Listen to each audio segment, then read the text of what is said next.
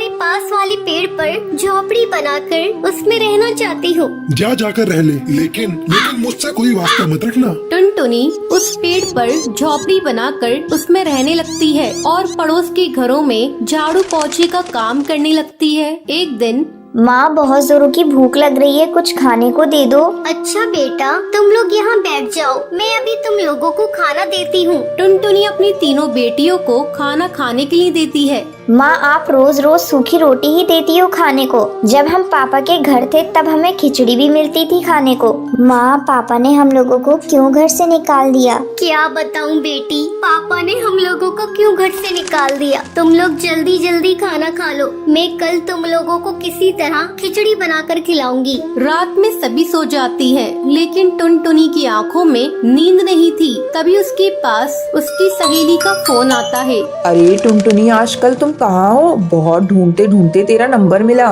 क्या बताऊँ, आजकल मैं बहुत मुसीबत में हूँ। मेरे पति ने 3 बेटी होने की मुझे सजा दी है। मुझे मेरी बेटियों के साथ मुझे घर से बाहर निकाल दिया है और मुझसे पूरी तरह से रिश्ता तोड़ लिया है। टुनटुनी, तू कल मुझसे मिल। मैंने गरीब लोगों के लिए एक सिलाई सेंटर खोला है। तू कल से मेरे इस सिलाई सेंटर की देखभाल करना शुरू कर दे और इस काम के लिए मैं तुम्हें अच्छा खासा बाजरा और अनाज दूंगी। तो क्या कहती है, कल से तू आ रही है ना?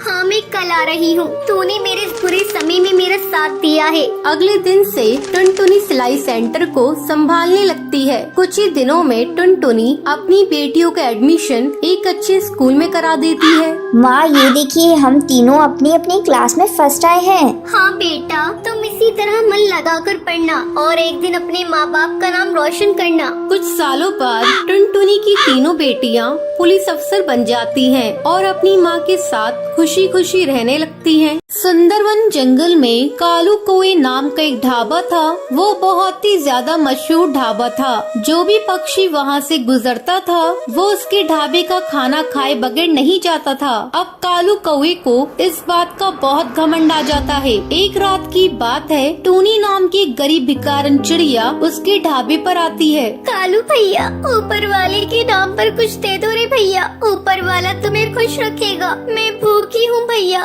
तुम्हारा होटल तो कितना बड़ा है। चल भाग यहाँ से, आई बड़ी बेकार। जब देखो मुंह उठाकर आ जाते हैं। ये ढाबा है, कोई धर्मशाला नहीं। ये कहकर कालू कौवा टूनी चिड़िया को धक्के मार के वहाँ से निकाल देता है। अगले दिन कालू कौवे का नौकर चिंटू चिड़ा आता है।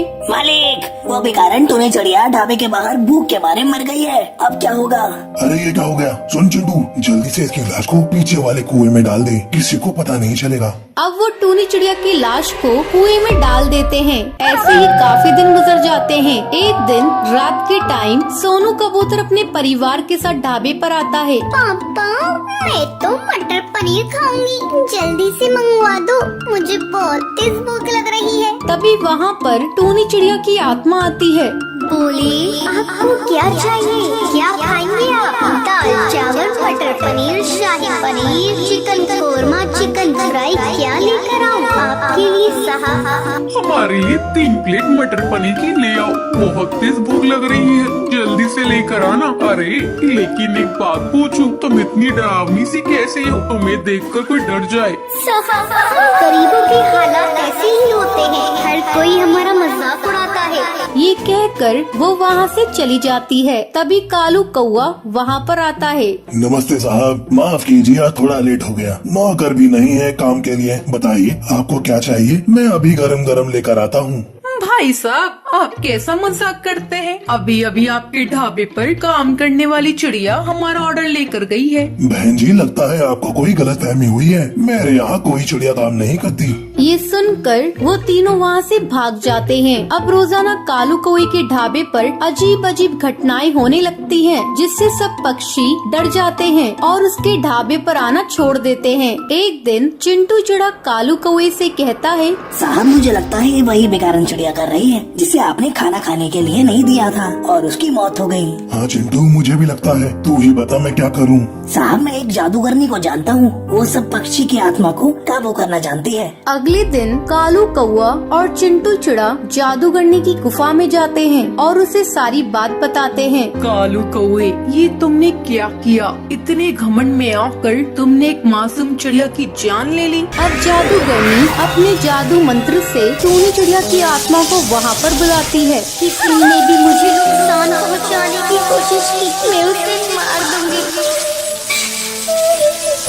कालू कौआ, मुझे जरा सी भी शर्म नहीं आई। उस रात अगर तू मुझे खाना दे देता तो मैं आज जिंदा होती, अपने बच्चों के पास होती। मैं तेरे ढाबे को भूतिया ढाबा बना दूंगी, ये मेरा वादा है। तूने मेरे साथ बहुत गलत किया, बहुत गलत किया। मुझे माफ कर दो टूनी चिड़िया, मैं आगे से कभी भी किसी के साथ ऐसा नहीं करूँगा। और हर भूखे पक्षी को खाना खिलाऊंगा। ये सुनकर टूनी चिड़िया कालू कौए को माफ कर देती है और वहाँ से चली जाती है। टुनटुनी एक पानी पूरी बेचने वाली चिड़िया थी। एक दिन वो रोज की तरह पानी पूरी बेच रही थी। तभी वहाँ दो कौवे माँ बेटे आते हैं। अरे ओ पानी पूरी वाली, 2 प्लेट लगाना। अभी दे रही हूँ बहन जी, ये लीजिए। कालू बेटे, पहले तू खा। नहीं माँ, पहले तुम खा लो। तुम खाओ के चक्कर में पानी पूरी वाली के हाथ से पानी पूरी सुंदरी के जूतों पे गिर जाती है। अरे ये तूने क्या किया? मेरे जूते खराब कर दिए। तू जानती भी है इन जूतों की कीमत कितनी है? तेरे जैसे 10 पानी पूरी के ठेले आ जाएंगे। बहन जी, गलती हो गई, गलती से गिर गई, मुझे माफ कर दो। तुम जैसे छोटे लोग यही करते हो, पहले गलती करते हो फिर माफी मांगते हो। मैं तुझे ऐसे नहीं छोड़ सकती, मैं तुझे सजा देकर छोड़ूंगी। देखती हूँ तू पानी पूरी कैसे बेचती है। आ तू, ये ले। ये कहकर सुंदरी टुनटुनी की पानी पूरी में थूक देती है। अब देखती हूँ तू कैसे पानी पूरी बेचती है। आपने ये क्या किया? मेरी सारी पानी पूरी को खराब कर दिया। अब मैं कैसे बेचूंगी? मैं बहुत गरीब हूँ, अब मैं घर पर जाकर क्या कहूँगी? मैं आपको ऐसे नहीं जाने दूंगी। आपको मेरे पूरे पानी पूरी के पैसे देने होंगे। चल हट, बड़ी आई पानी पूरी के पैसे लेने वाली। ये कहकर सुंदरी टुनटुनी के एक चटाक से देती है और अपने बेटे को लेकर वहाँ से उड़ जाती है। माँ, आपने ऐसा क्यों किया? आपने उसकी पानी पूरी में क्यों धोगा? ये तो गलत बात है ना माँ। चुप हो जा। क्या गलत बात है? उसने मेरे साथ बदतमीजी की, इसलिए मैंने उसको सबक सिखा दिया। इन छोटे लोगों को ज्यादा मुंह नहीं लगाना चाहिए। अब जल्दी घर चल, इस पानी पूरी वाले ने तो मेरा सारा मूड ही खराब कर दिया। दूसरी तरफ टुनटुनी रोई जा रही थी। अब मैं क्या करूं? घर जाकर माँ को क्या कहूँगी और इस पानी पूरी को ले जाकर कहाँ फेंकूं? अगर किसी को खिला दिया तो बीमार पड़ जाएंगे। मैं इसे लेकर माँ के पास चलती हूँ, देखती हूँ वो क्या कहती है। टुनटुनी घर आती है। अरे टुनटुनी, तू इतनी जल्दी घर वापस आ गई और तेरे आज पानी पूरी भी नहीं बिके, क्या बात है? माँ, क्या करूँ? एक कौवे ने मेरी सारी पानी पूरी में थूक दिया। मैं कैसे इन पानी पूरी को बेचूं? क्या हुआ? ऐसे छोटे मोटे हादसे तो होते रहते हैं। अगर किसी ने 1-2 पानी पूरी में थूक दिया तो तू उसे निकाल कर फेंक देती, बाकी तो बेच लेती। माँ, मेरा मन नहीं करता ऐसे पानी पूरी बेचने का जिसमें किसी ने थूक दिया हो। ये तो ग्राहक के साथ धोखा होगा। अगर मैंने ग्राहक को धोखे से इसे खिला भी दिया तो भगवान मुझे माफ नहीं करेंगे, वो मुझे नर्क में भेज देंगे। बड़ी आई स्वर्ग में जाने वाली, तूने कौन से अच्छे काम किए हैं जो तू स्वर्ग में जाएगी? चल हट, मैं जाकर पानी पूरी बेच कर आती हूँ। नहीं माँ, मैं तुम्हें ऐसा नहीं करने दूंगी। ये लो, मैं सारे पानी पूरी को ही तोड़ देती हूँ। टुनटुनी सारे पानी पूरी को तोड़ देती है। ये लो माँ, मैंने सारी ही पानी पूरी को तोड़ दिया। कमबख्त, तुझे पता है तूने क्या किया? हम गरीबों की छोटी सी पूंजी होती है, उसी में ही काम करना पड़ता है। आज तूने उस पूंजी को बर्बाद कर दिया। आज से तेरा 4 दिन का खाना बंद। ठीक है माँ, मैं भूखी रह लूंगी, लेकिन झूठा पानी पूरी किसी को नहीं खाने दूंगी। जंगल से बाहर वैसे ही कोरोना से बहुत इंसान मारे गए हैं, मैं इसे जंगल में नहीं फैलने दूंगी। ठीक है, जा अंदर, कुछ पानी पूरी रखे हुए हैं, उन्हें ले जाकर बेच कर आ। टुनटुनी पानी पूरी बेचने जाती है। इस बार मैं अपने साथ कुछ गलत नहीं होने दूंगी। अगर मेरे साथ कोई गलत करेगा तो मैं उसका मुकाबला करूंगी। मैं इतनी कमजोर भी नहीं हूँ जो मैं किसी से हार मान लूं। टुनटुनी दोबारा से पानी पूरी बेचने लगती है। अरे पानी पूरी वाली, आज मैं तेरी सारी पानी पूरी एक ही बार में खरीद लूंगी और अपने पूरे परिवार को पानी पूरी की पार्टी दूंगी। मैम